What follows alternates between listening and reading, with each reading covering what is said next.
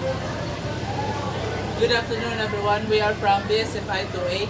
Today we are here with Miss. Hello, good afternoon. My name is Ivani, a student from SIPFP. So we have here a scenario and question. A deepfake video of presidential candidate surfaces just days before an election.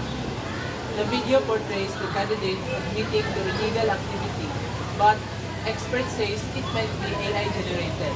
Should media outlets publish the video in the name of transparency or withhold it until the authenticity is verified, even if the delay might affect the voters' decision?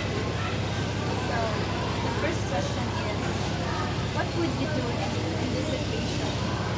So, for me, ako buhatan is, kuan na ko, nagbilang ako, wala man na playbaw na, patuloy na video is, nilagay ka na, kay, in terms sa election na yun, kay, diba, magpunta ka dito, naman din mga pagdili na mga na, send o mga fake videos para lang, okay, para lang kana, maguba ang mga platform sa kaya so dapat ano ko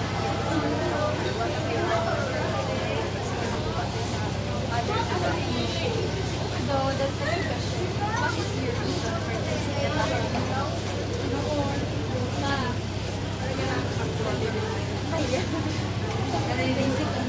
What is your reason for choosing that app?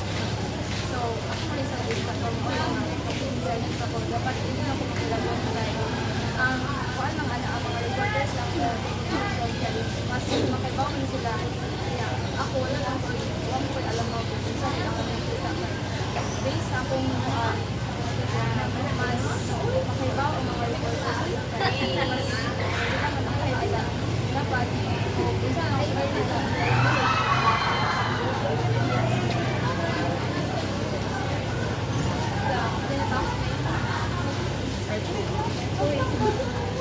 What values or principles influence your decision?